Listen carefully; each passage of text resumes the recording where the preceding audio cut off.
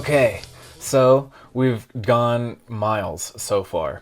Hopefully, you're having fun. I know it can be a little heady and that this is work. One thing that you'll find out with most things, even aside from music, is like really great things do take work. But I'm here to tell you it is well worth it. And there are things that you will learn that I could never teach you just from doing these kind of scales, that are so meditative and helpful and fun and just totally the grace of God that we get to do this kind of stuff. So with that, let's go from our left hand thinking and transfer it to our right hand technique.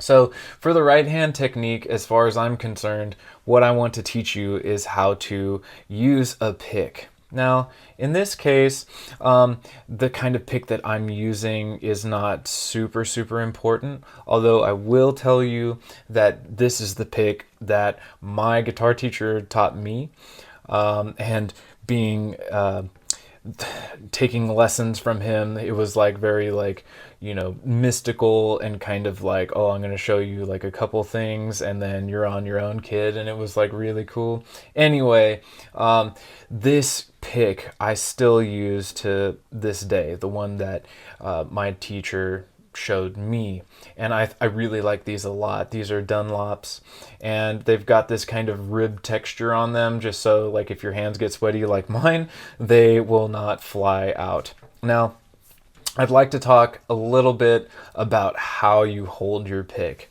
So if you bear with me, I want you to think about your pick being an extension of your own finger. So I want you to place the pick over your pointer finger, the side of your pointer finger, and I want you to place your thumb over it. As soon as you place that thumb over it, on the other side, it's going to be like you're covering the tip of your finger in this God-given line. Now, as you approach playing with your right hand like this, it might seem kind of uncomfortable, and at the beginning it kind of is.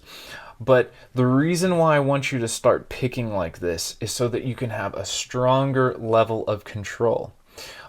Rather than if you just held the pick like this with your pointer finger and your thumb behind. There is quite a bit of playing that you can do and some wrist action that you can get in there, but the level of control, as far as I'm concerned, is severely decreased. So if you're trying to get into the position and you're having some difficulty, remember that you can contact me and we can have a video response exchange. But for now, I'd like you to follow again and think about your pointer finger being in this kind of bent position, then the pick covering your pointer finger at the tip. In your right hand, if you're left-handed, your left hand, then covering the pick, the thicker part of the pick, with your thumb on the side of your finger, and it would look like this. Now, once you get into this position, the next thing that we want to start thinking about is actually like inputting this into our playing. So if we see here, I'd like for us to think about our pick being in such a position to where you're able to just flatten it out on your sixth string. Now, when we think about playing like this, I like to refer to it as a stab, tilt, drop. Now, this stab, tilt, drop is a really cool method I like to teach because it takes away the confusion of like what you're doing when you're picking. Sometimes when you're picking, you're doing things that are unnecessary. And I'd like you to think about less being more, especially with your movements.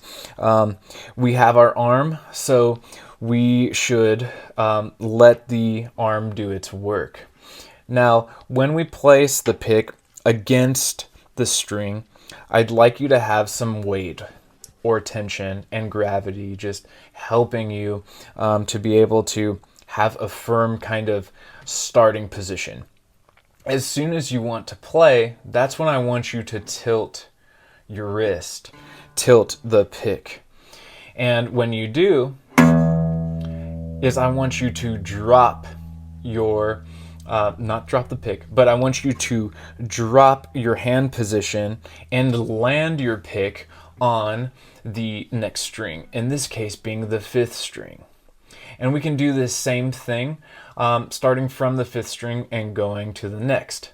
So I was tilted, now I'm straight up and down. Now I'm going to tilt and drop. Tilt, or upright, tilt, drop.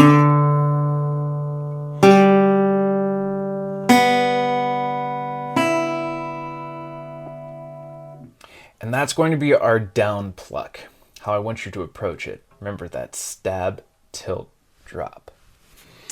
Now when we're moving to our up pluck, it's going to be the opposite of that, where instead of a stab, tilt, drop down, we're going to tilt up and lift. Starting straight up and down, then tilting up, lift, lift, lift.